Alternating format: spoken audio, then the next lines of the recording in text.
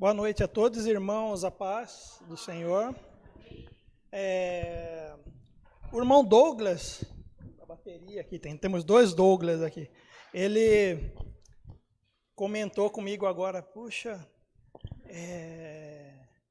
eu já falei para os jovens uma vez e deu um frio na barriga, né? Daquele friozinho.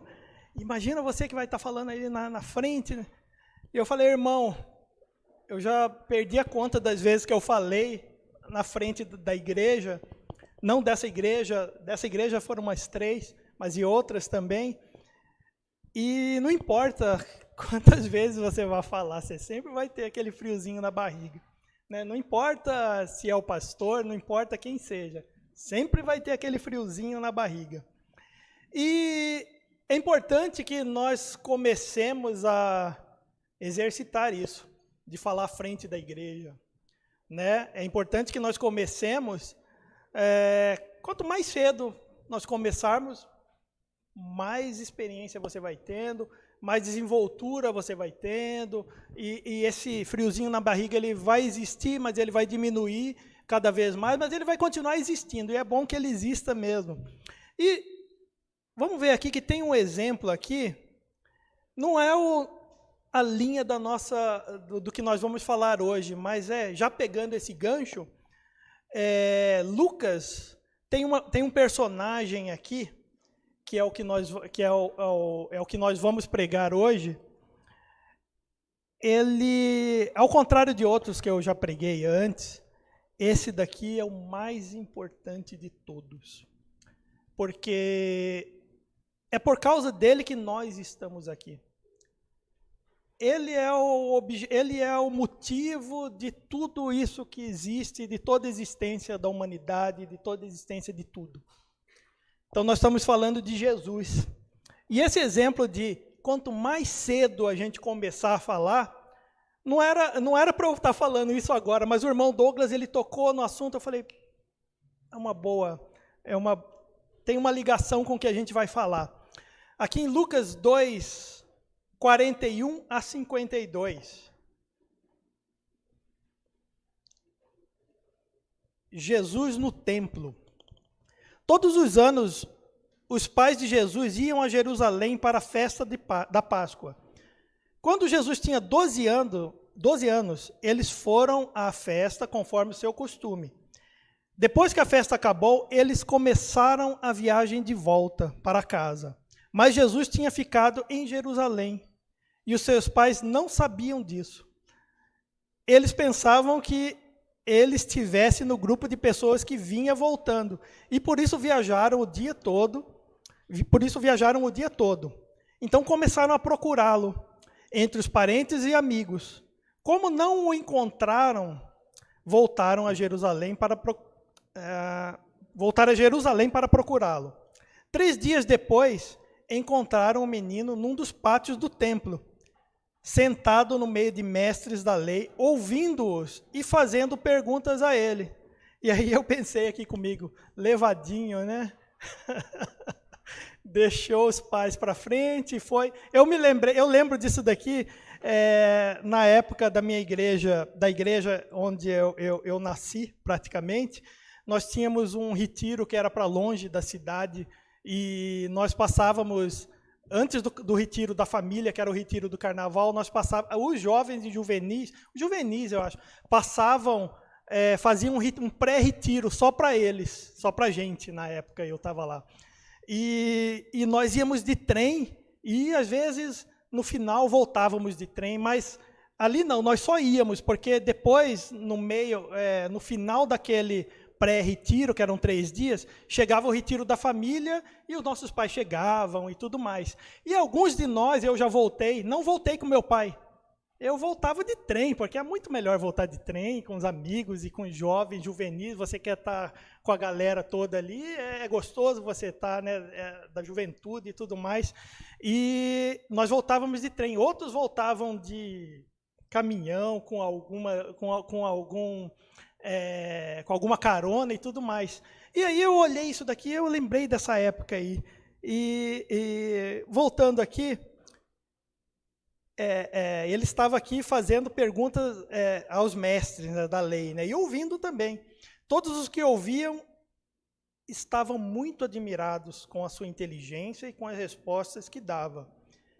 Quando os pais viram o menino, também ficaram admirados. Até os pais que já conheciam Jesus ficaram admirados com aquilo que ele estava falando, né? E a sua mãe lhe disse, se fosse meu pai nessa época, ele já vinha na minha orelha puxando, né? 3 dias depois. Mas assim, a sua mãe lhe disse, meu filho, por que você fez isso conosco? Eu e seu pai estávamos muito aflitos procurando você. E Jesus respondeu, por que vocês estavam me procurando? Não sabiam que eu devia estar na casa de meu pai?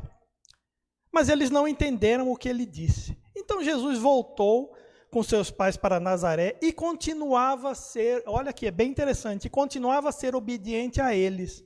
Ou seja, a gente pode até pensar, foi um ato de desobediência, uma rebeldia de Jesus e tudo mais, mas dada a situação que nós olhamos agora, você percebe que era algo nobre, vamos dizer assim.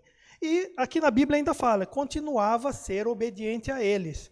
E a sua mãe guardava tudo isso no coração. Então a mãe dele sabia, né, o que estava no coração de Jesus, né, o propósito. Ela sabia e o pai dele também sabia, José, porque Jesus era uma obra de um milagre também, então eles já sabiam que Jesus ele era especial, ele veio aqui por um motivo especial. Conforme crescia, Jesus ia crescendo também em sabedoria, e tanto Deus como as pessoas gostavam cada vez mais dele. Deus é suspeito. Então a gente tira Deus de lado aqui nessa hora. Mas as pessoas, vamos colocar aqui, as pessoas gostavam cada vez mais dele. Tá. O núcleo dessa pregação não é esse texto. São vários textos. Então nós vamos passear por alguns textos aqui. Mas guarde aqui. Jesus, desde pequeno, ele saía para falar com as pessoas, e já desde jovem, já com um propósito, conversando com um, conversando com o outro, conversando com aquelas pessoas que eram mais sábias, entre aspas, segundo a sociedade, mais sábias do que ele, né?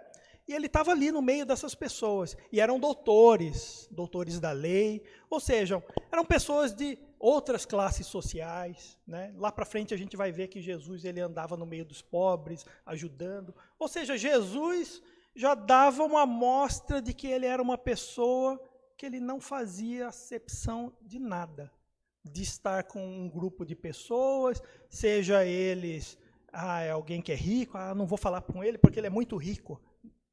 Não tinha isso. Não vou falar com ele porque ele é muito pobre. Não tinha isso. Então, vamos agora aqui, e aqui eu coloquei João 3, e João 3 é muito extenso, mas então eu vou fazer um resumo, até mesmo porque eu acho que a primeira vez que eu preguei aqui foi João 3, foi sobre Nicodemos. Então nós vamos falar só um resumo. Nicodemos, ele era um doutor da lei, alguém também importante, né? Pelo que a gente viu já há um tempo atrás, ele era alguém do Sinédrio, que era similar à nossa Suprema Corte hoje, ele era o presidente, ou seja, ele era como se fosse o presidente da Suprema Corte do Brasil, trazendo para o nosso contexto de país. Tá? Então ele era alguém que, além de ser letrado, ele tinha uma posição na sociedade, então ele era alguém com conhecimento também. E ele foi ter com Jesus à noite, e Jesus o recebeu, e falou da palavra para ele. Falou que ele precisava, resumindo, falou que ele precisava se converter. Falou que ele precisava saber nascer de novo. Naquele momento ele não havia entendido, mas Jesus passou aquela mensagem. Nicodemos, você tem que nascer de novo. Você tem que se converter. Então você vê que mais uma vez aqui Jesus fala. Novamente ele fala. E é uma pessoa que, à medida, agora ele já era mais velho, ele já estava na obra dele, né, ele já estava naqueles 3 anos de obra que ele veio para fazer, 3 anos intensos que ele veio para trabalhar aqui. E ele trabalhou 3 anos intensamente. Né? Foram só 3 anos. Quando você olha a obra de Jesus, parece que foi a Bíblia inteira, parece que foi 200 obras, parece que foram 200 anos, mas foi só 3 anos, só 3. Só 3. Ou seja, 3 anos atrás, lembra de onde você estava 3 anos atrás?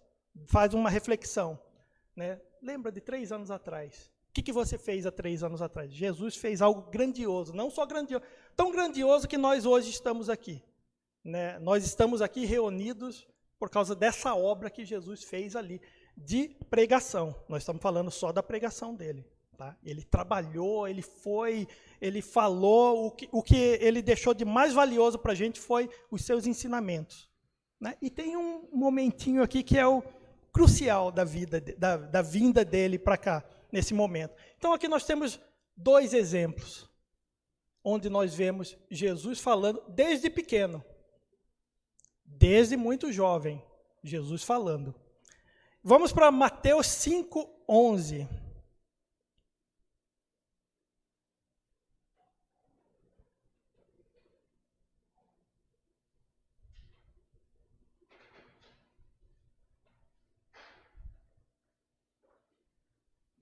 (5:1, 11), na verdade.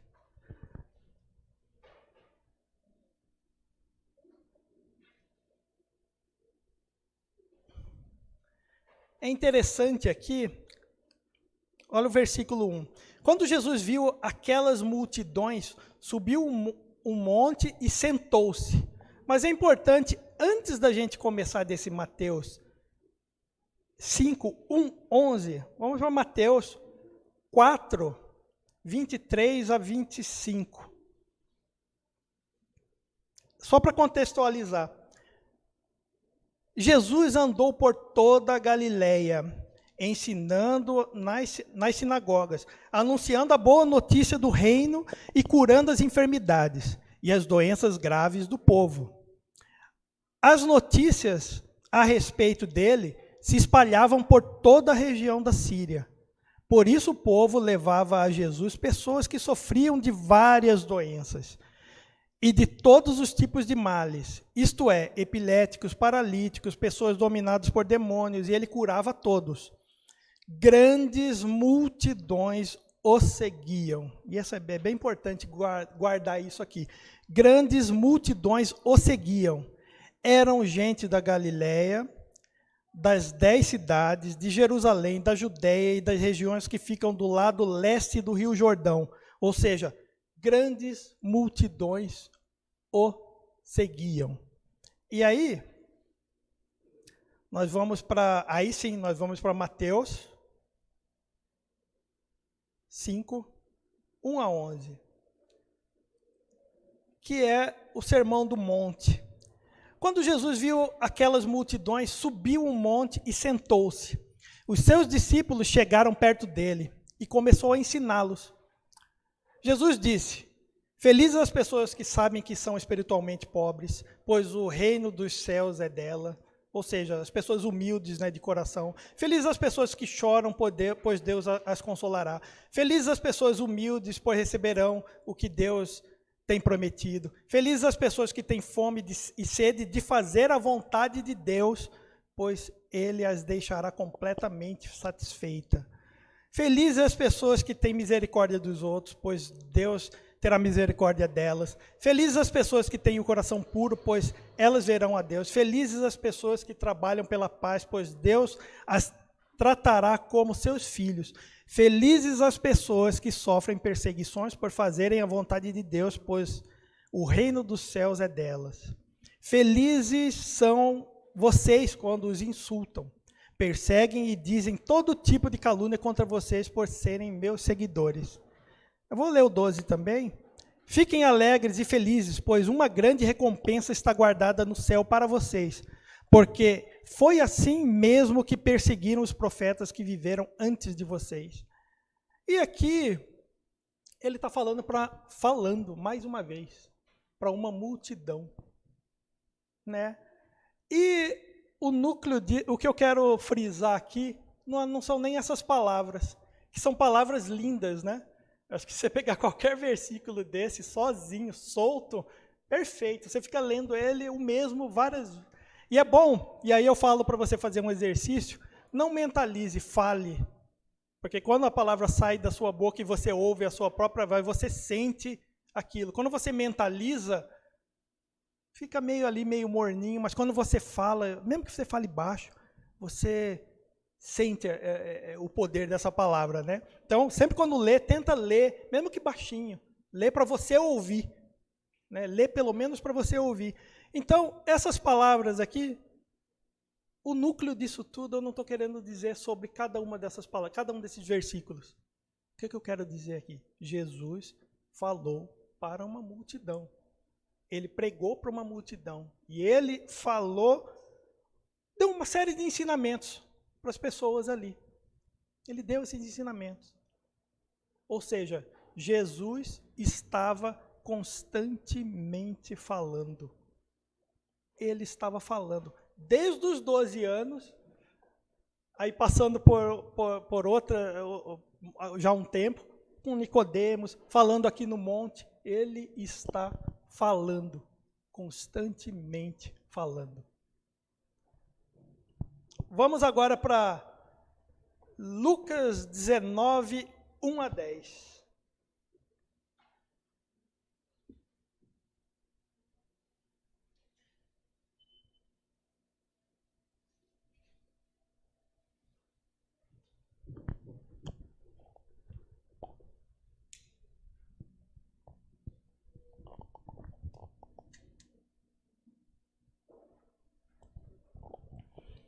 Lucas 19, 1 a 10.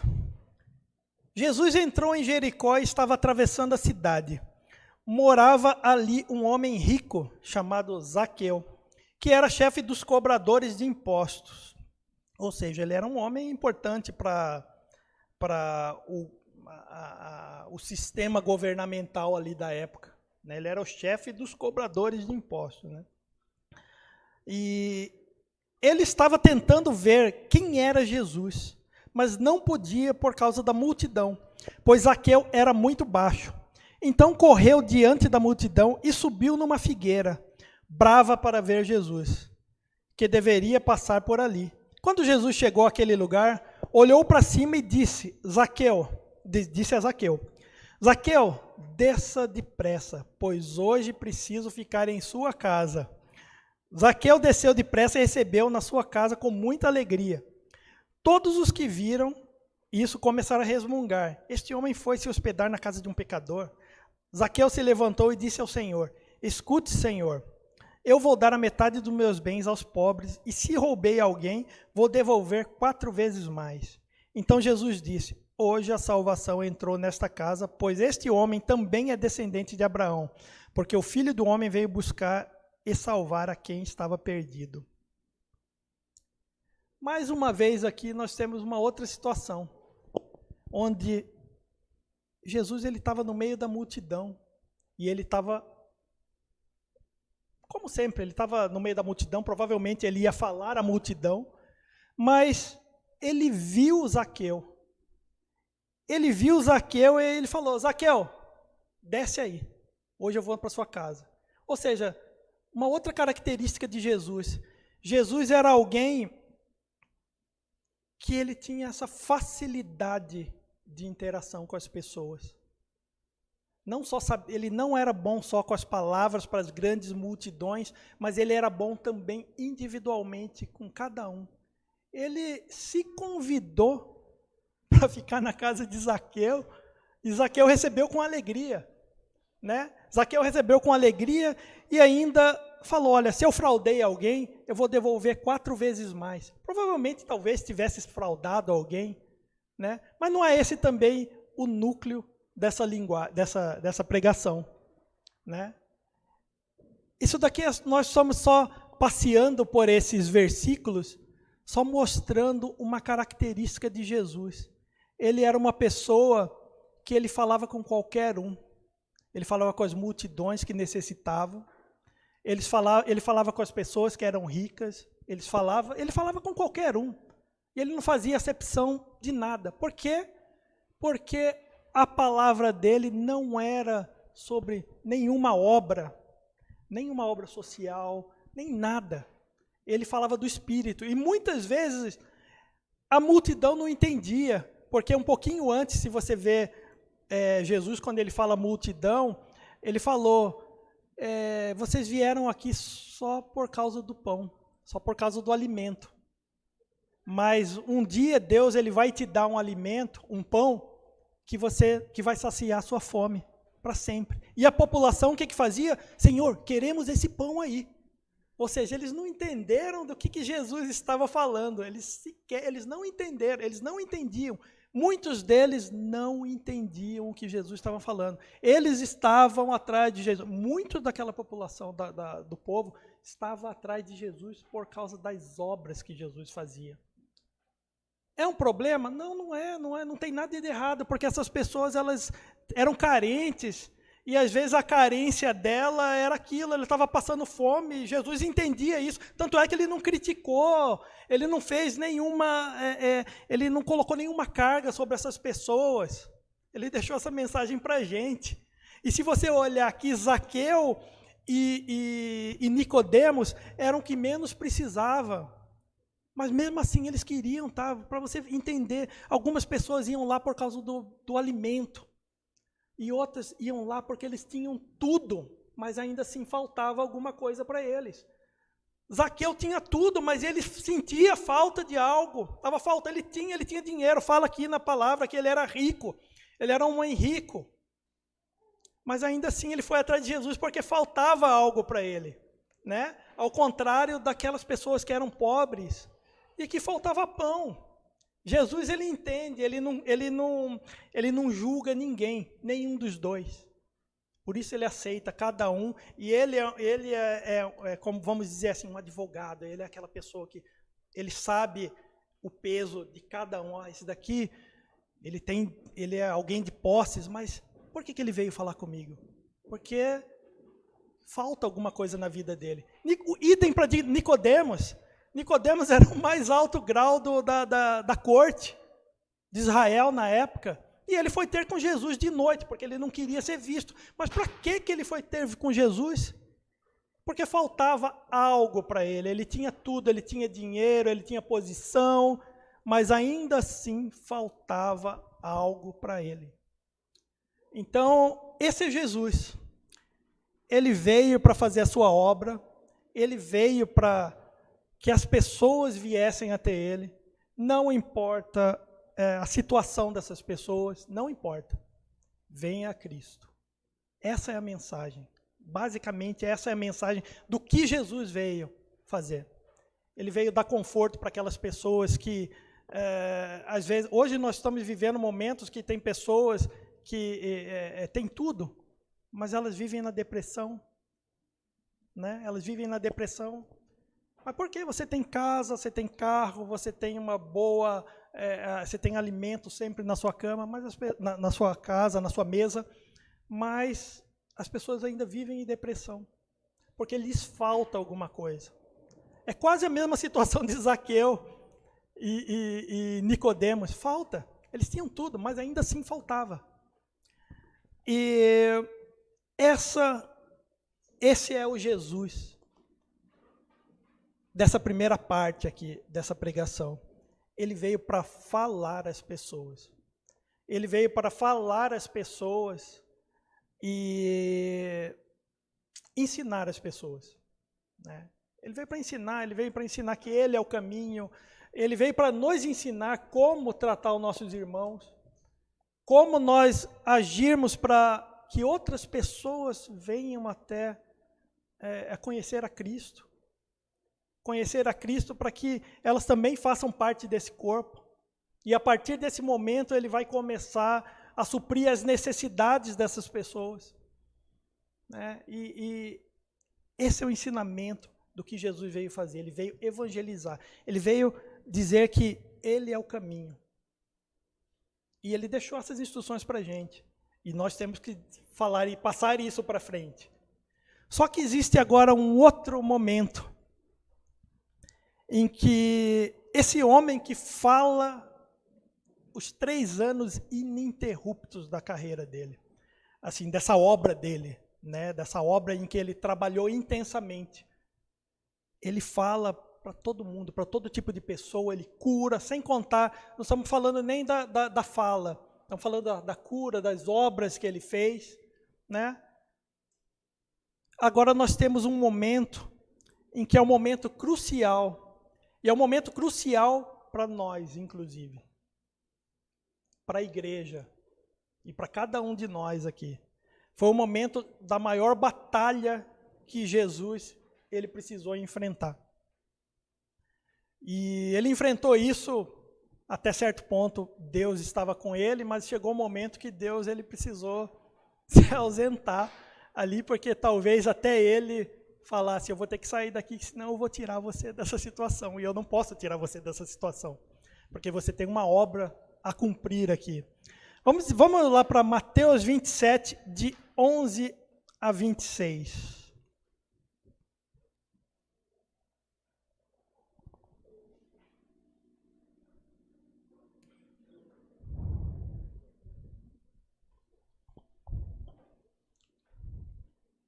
Jesus diante de Pilatos.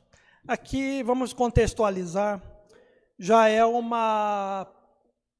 nesse momento, o povo de Israel ali, os judeus, né, eles já tinham ido para cima assim, de Pilatos e estava cobrando uma posição: olha, você crucifica Jesus. Eles queriam que Jesus fosse crucificado. Já tinha passado, os próprios soldados aqui do Império Romano já tinham ido pegar Jesus. Jesus já tinha passado por uma série de coisas, já tinha ido ao monte orar e tudo mais. E agora ele estava diante de Pilatos. E é interessante aqui que é uma situação que às vezes nós olhamos sob um ponto de vista e se nós olhássemos, abríssemos um pouquinho mais o leque, olhássemos um pouquinho para uma parte espiritual, um nível espiritual um pouquinho a mais, talvez nós conseguíssemos enxergar algo a mais que estava acontecendo nesse momento aqui. Então, nessa hora que Jesus está na frente de Pilatos, né, para ser interrogado por Pilatos, né, a fim de que ele fosse crucificado. Na verdade, estavam pressionando pela sua crucificação. E Jesus, ele era um ótimo advogado, né? Ele, vamos dizer assim, ele, através da fala dele, da facilidade de fala que ele tinha, e nós vimos isso até aqui, né? E nós vimos, e tem outros trechos que nós não citamos, onde, por exemplo, naquela situação da mulher adúltera, ele intervém e acaba com aquilo. Olha, quem aqui nunca pecou, que atire a primeira pedra. Acabou, todo mundo, acabou, pronto, acabou. 3, 4, 5 palavrinhas, acabou, dispersou todo mundo, ou seja, alguém com uma facilidade de fala, alguém com poder de convencimento, alguém com uma sabedoria tamanha que até aqueles seus inquisidores, não podemos fazer nada contra isso. Essa palavra que ele está falando aqui, nós não temos como agir contra, então fica calmo aí. Só que nessa hora, o que nós vemos aqui? Jesus estava em pé diante do governador, na frente de Pilatos, e este o interrogou, dizendo: você é o rei dos judeus? Jesus respondendo: quem está dizendo isso é o Senhor. Jesus. Você saiu muito melhor em outras épocas, eu acho que você perdeu uma oportunidade de aqui, você já ser liberto. Você praticamente desafiou ele. Né? Mas quando foi acusado pelos chefes dos sacerdotes e pelos líderes judeus, Jesus não respondeu nada. E eu tinha essa imagem por conta dos filmes. Quando a gente lê, você chega e você fala: Jesus falou alguma coisa assim. Mas nos filmes de Hollywood, sempre Jesus está ali quieto, em silêncio, sendo chicoteado, todo mundo contestando, tentando acusar, e ele quieto. Mas ele falou sim, ele falou. E ele falou algumas palavras, e ele tinha chance de falar. Ele teve a chance de falar, tanto é que ele falou. Em João, aqui nós estamos olhando pela visão de Mateus. Pela visão de João, você vê ele falar mais coisas ainda. Mais coisas que eu falei, Jesus, você quer ser preso, você quer ser morto. Né? Pela visão de João, Pilatos pergunta, você é o rei? E ele responde, eu não sou, aqui, não é aqui o meu reino. Porque se aqui fosse o meu reino, os meus seguidores todos estariam lutando por mim. Ou seja, alguém reacionário. Ele colocou uma dúvida que ele poderia ser reacionário aí. Entendeu? Mas, ou seja, ele poderia ter falado menos do que isso ainda. Ou seja, Jesus, em outras épocas você livrou outras pessoas que estavam em situações piores do que a sua, e muito piores do que a sua, no sentido de acusação. Né? Aqui não, Jesus ele ia morrer, era pior do que os outros também, a mulher que estava sendo acusada também morreria, apedrejada. Mas o que ele diz aqui, mas quando foi acusado pelos chefes dos sacerdotes e pelos líderes judeus, Jesus não respondeu nada. Então Pilatos disse, você não está ouvindo as acusações que estão fazendo contra você? Porém, Jesus não disse nada. E o governador ficou muito admirado com isso. Ou seja, ele precisava falar 5% do que ele podia falar. Se ele falasse 5% da defesa que ele fez para aquela mulher que ia ser apedrejada, seria solto. Seria solto, mas ele sabia disso. Ele sabia disso e por isso que ele está em silêncio. Ele fica em silêncio, e quando ele responde, ainda assim as palavras que ele responde podem ainda fazer com que ele seja preso. Porém, Jesus não disse nada, e o governador ficou muito admirado. Até o 11. É isso, até o 26, na verdade, vamos lá. Em toda festa de Páscoa, Pilatos costumava soltar um dos presos, a pedido do povo. Naquela ocasião estava preso um homem muito conhecido chamado Jesus Barrabás.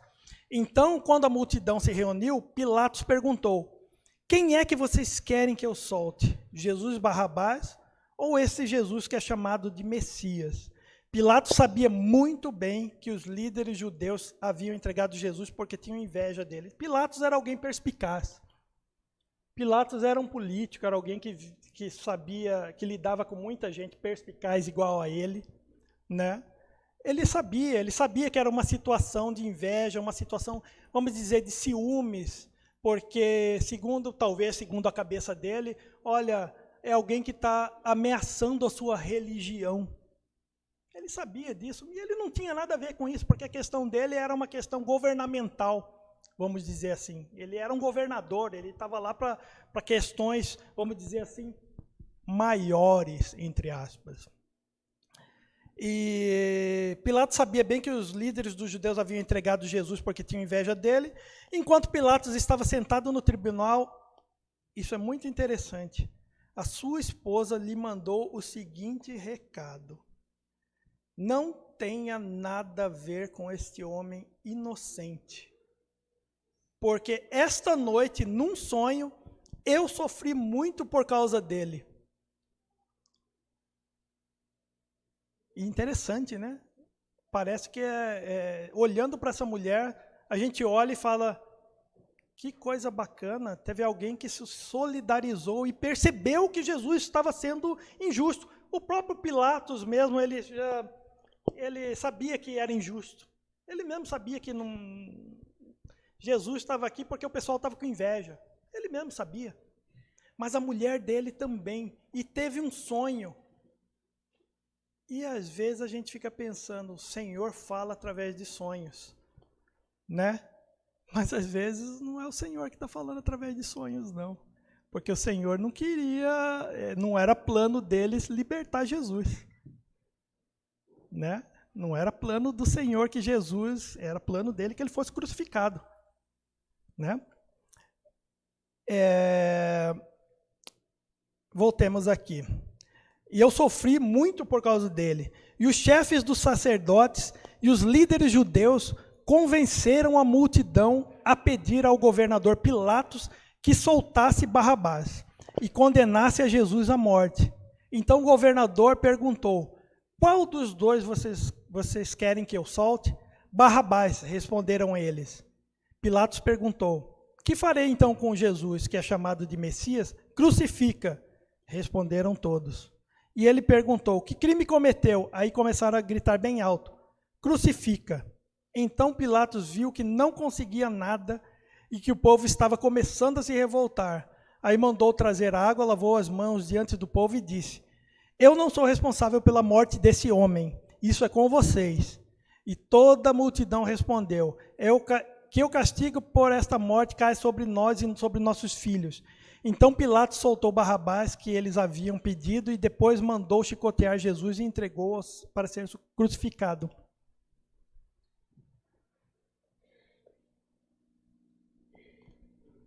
Então, nesse momento aqui, nós vemos, irmãos, que Pilatos estava pronto para soltar Jesus. Ele tentou soltar Jesus até o último minuto. Ele tentou. E o que nós não imaginamos aqui, e agora nós vamos tentar fazer uma dramatização. Isso não está escrito na palavra. Não está escrito. Mas se você tentar dramatizar aqui, esse é o pico, o momento do ápice da obra que Deus havia preparado para o homem. Porque ele falou no passado, vamos voltar um pouquinho mais. Lúcifer, ele tentou ser igual a Deus. E ele saiu, Deus expulsou ele, mais uma legião. E, desde então, ele tem tentado, no mundo, né, ele tem conseguido, né, fazer uma obra arrasadora com as pessoas, com o mundo, criando desavenças e espalhando o pecado. N tipos, dos mais diversos tipos. Né? E Deus ali, ele já havia prometido que do sangue do Cordeiro, do seu Filho, viria a salvação. Esse é o ápice, esse momento aqui, em que Jesus é entregue a Pilatos, é o ápice de tudo. É o pico, é assim, aquele momento que o diabo estava lutando incessantemente para que Jesus fosse liberto. Ele devia estar falando ali com Pilatos. Pilatos, olha, esse homem é tão bom, olha a fala dele. Você vai ver, eu vou fazer, ele vai falar. Quando ele falar, você vai ver que é tão manso que ele não pode ter pecado nele. Não pode ter pecado nele. Você vai ouve, e Jesus não falou. Jesus devia estar vendo em níveis espirituais o que estava acontecendo ali. Não só isso, um pouco antes, uma noite antes, a esposa de Pilatos teve sonhos que Jesus estava para não crucificar esse homem injustamente. O diabo estava lutando, ele sabia que ele precisava, esse era o único momento e a única chance que ele teria de que a obra de Deus não fosse feita.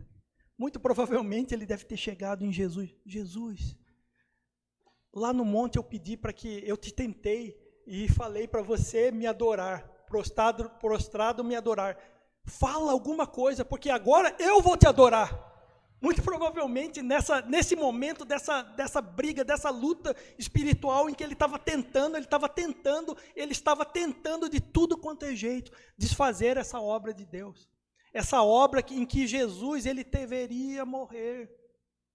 Ele tentou com a mulher de Pilatos, ele tentou com o próprio Pilatos, porque aqui, num versículo acima, ele fala, Pilatos ficou impressionado pelo fato dele estar sendo acusado de coisas pesadas. O que você faz quando você é acusado? Eu xingo. o meu acusador. Eu vou falar a verdade, dependendo da acusação, é lógico, a gente procura não fazer, sempre procuramos a não manter, mas dependendo daquela, eu vou para cima, sim, e vou me defender. Não xingar, entre aspas, é maneira de dizer, né, força de expressão, mas eu vou lá para brigar. Não vou deixar me acusar assim de grátis, não, ou seja, está sendo injusto ainda, eu não deixo. Mas Jesus ficou quieto. Jesus ficou quieto porque ele sabia que era a obra dele. Ele sabia que nesse momento o inimigo estava rondando aquele momento, provavelmente estava falando com Jesus. Jesus, fala o mínimo. Se você falar 1% do que você já falou para pessoas aí, em obras que você já fez antes, você já livrou pessoas que iam ser apedrejadas. Se você falar metade daquilo, fala que ele vai ouvir você. Você tem uma oportunidade de converter alguém. Ele é esperto, ele usa subterfúgios, ele sabe usar aquela dubiedade, aquele discurso dúbio dele para enganador. E muito provavelmente ele ia lá para Pilatos e falava: Pilatos, olha, esse cara, ele é muito manso. Está vendo? Olha só a fala dele, olha a postura dele. Você está vendo que sem falar nada, você não está impressionado? Está escrito aqui que Jesus ficou quieto e ele ficou impressionado porque Jesus ficou quieto. Foi lá na esposa dele durante a noite e falou no sonho, falou na orelha, no ouvidinho ali, e ficou falando: olha, Jesus, esse homem, ele é inocente. Ou seja, ele usou todo mundo que ele poderia usar para que Jesus não concluísse a obra dele. E às vezes a gente olha boas ações, né? A boa ação dessa mulher, ela não fez isso deliberadamente. E foi até de bom coração. Eu, quando eu leio isso, eu reconheço. Eu reconheço que ela tentou falar: olha, ele é justo. Não se meta nisso, Pilatos. Ele é justo. Se livre disso daqui. Porque Jesus é justo. E é bom. Se você olhar para isso, é uma boa ação. É uma ação que, se você olhar, você fala: é legal. Não tem nada de errado. É louvável. Só que, muitas vezes, por trás de uma boa ação, tem uma segunda intenção.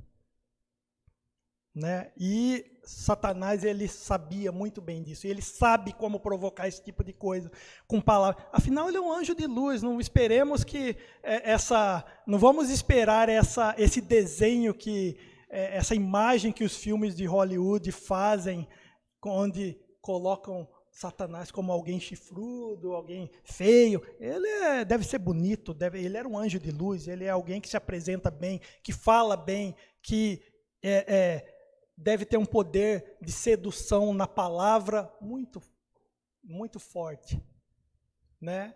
Então, e é esse momento. Vamos terminar aqui essa dramatização, né?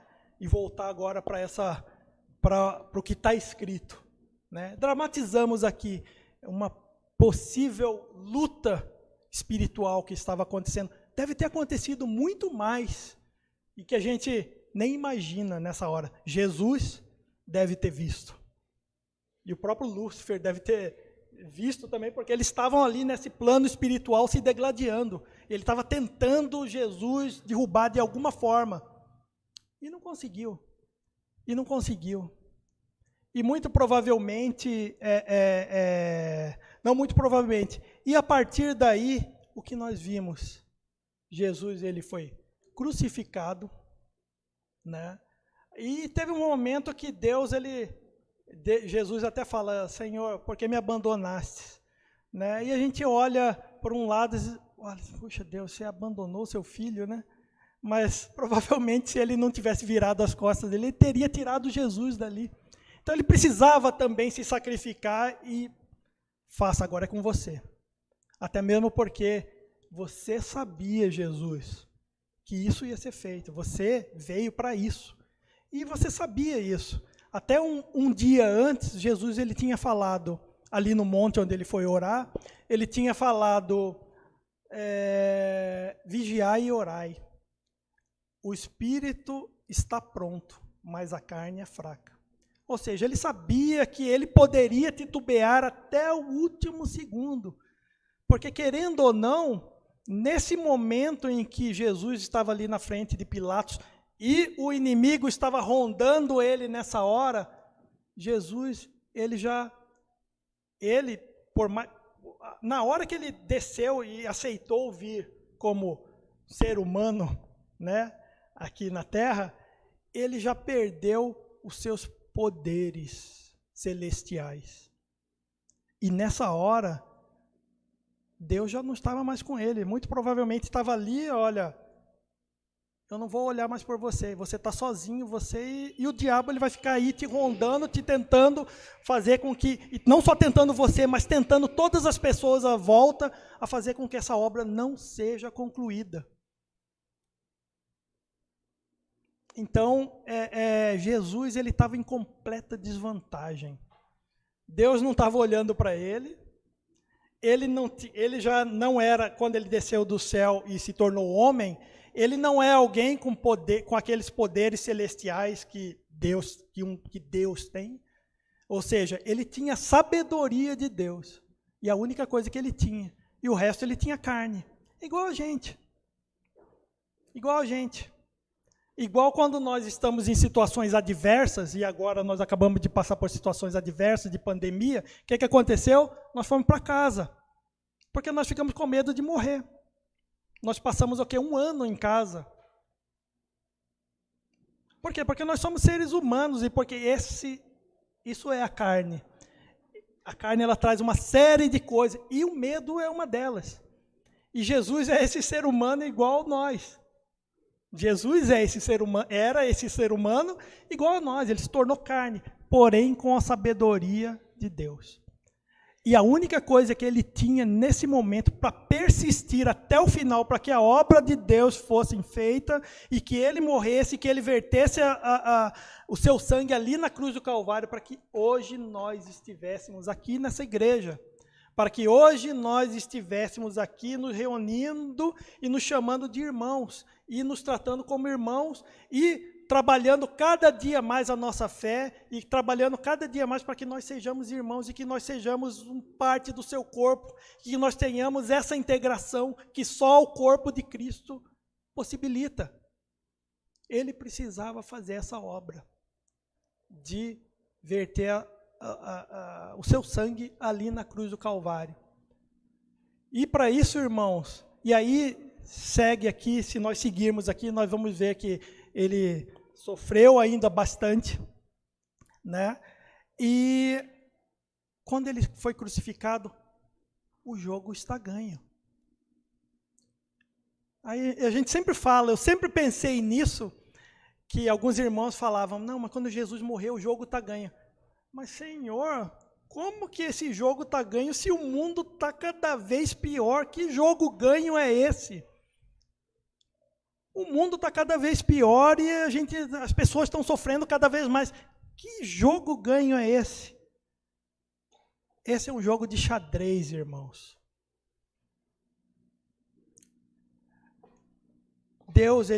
Jesus, no jogo de xadrez, você tem que acertar o rei de um lado e o outro tem que tem que pegar o rei do outro.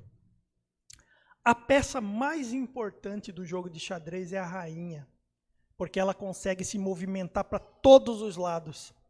Ela consegue se movimentar para todos os lados, todas as direções, em quantas casas ela quiser. Ela tem um poder, ela é mais poderosa do jogo. Né? E aqui Jesus é a nossa rainha do jogo de xadrez, vamos dizer assim. Porque ele conseguia, e o rei, ele é o mais poderoso, porque o jogo acaba quando você pega o rei.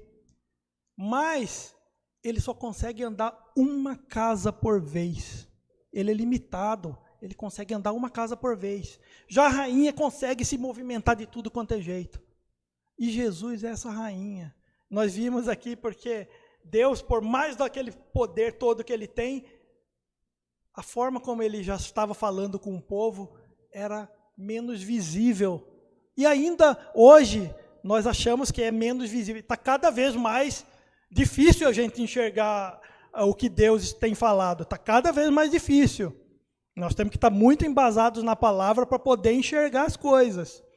Mas está cada vez mais difícil, né? E na própria Bíblia diz que lá para o final dos tempos, isso vai ficar cada vez mais obscuro ainda, a ponto da gente achar que ele não está mais aqui. Então, mas Jesus, e naquela época já devia estar assim. Só que Jesus veio e ele era rainha, porque ele se movimentava, ele conseguia, ele expulsava demônios, ele curava enfermos, ou seja, uma mobilidade de alguém, trazendo para o universo aqui do xadrez, era rainha. E algumas vezes que eu joguei, na verdade joguei com Lara uma vez, e eu coloquei a rainha numa posição para ela levar a rainha. E ela, quando ela olhou aqui, eu vi que ela assustou, e ela foi e pegou a rainha imediatamente, porque é a peça mais poderosa. Quando você perde a rainha, praticamente, teoricamente, você perdeu o jogo. Ou você está numa situação muito vulnerável.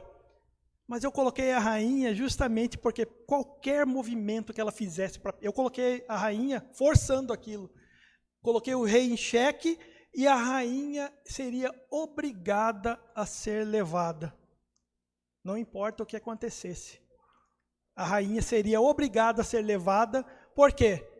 Porque a partir daquele, quando ela fez aquele movimento e levou a rainha, ela achou que ela ganhou. Só que o jogo abriu para mim. E quando abriu o jogo para mim, eu comecei a avançar e comecei a levar as outras. Era questão só de tempo. Era só uma questão de tempo de eu ganhar o jogo. Era só uma questão de tempo. E no jogo xadrez, existe uma jogada que é a promoção do peão. Que quando você chega com o peão na última casa do adversário, você pode pegar qualquer peça que você tenha perdido. Então, se você perder uma torre, você pode ir lá e pegar uma torre. Se você perder uma rainha, você pode ir lá e pegar uma rainha. E Deus, ele fez exatamente isso. Ele perdeu a rainha nesse momento. 3 dias depois ele foi lá e pegou a rainha de volta e colocou no tabuleiro e falou, espera agora, você vai ter o seu momento no futuro de ganhar esse jogo. E de quebra, ele ainda trouxe mais uma outra peça para o jogo, chamada Espírito Santo. É uma peça que também ela tem movimentações, ela tem uma boa movimentação, mas não é tão boa quanto de movimentação com a rainha. Pode ser um bispo que olha para um lado, que anda por um outro. É um pouco mais limitada do que a rainha na movimentação. Mas ainda assim é extremamente poderosa. Então, nesse jogo de xadrez espiritual que foi jogado nesse momento, Deus, ele teve que entregar a sua rainha naquele momento. 3 dias depois ele foi lá e fez a jogada de novo para recuperar a rainha. E ainda de quebra, ele trouxe o Espírito Santo, que é quem nos dá, que está conosco, está nos guiando, está nos ajudando, está sempre nos orientando, que é aquele consolador que Jesus ele tinha prometido que nos deixaria. Mas Jesus ainda está no tabuleiro, viu? Não se esqueçam, ele só está esperando o momento exato de dar a última jogada.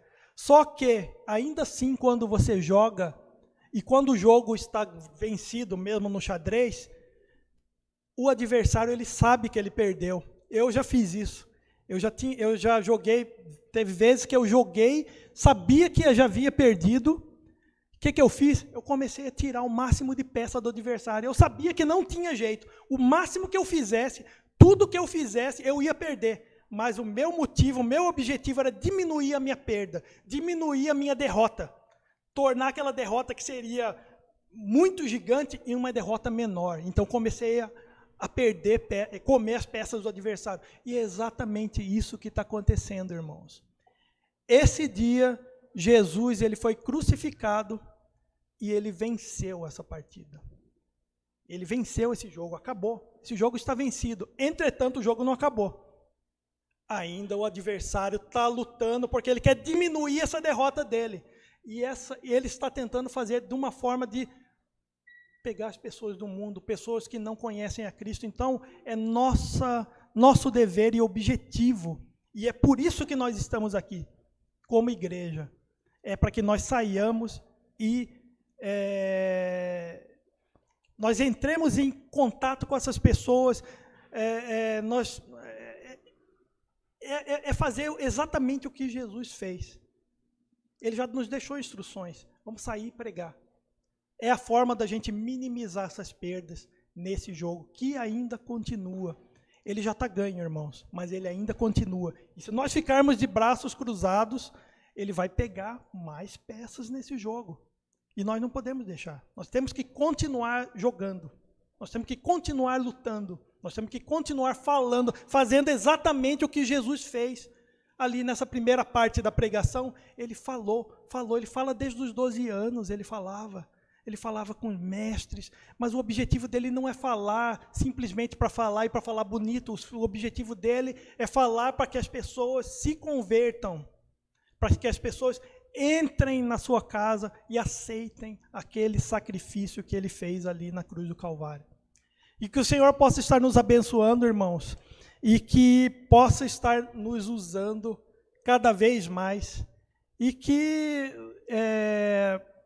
nós tenhamos essa consciência de que nós ainda temos muito a jogar, e temos muitas pessoas a trazer para esse lado do tabuleiro.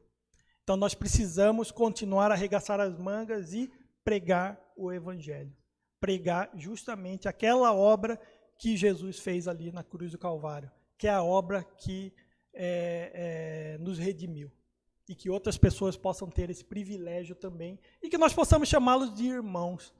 Né? Não que, às vezes, eles não vão entrar e não vão congregar nessa igreja, mas que seja em outra. Que seja em outra, mas muitas virão para cá também. E que nós possamos ter essa consciência, e que nós tenhamos essa determinação de fazer isso. Que Deus abençoe.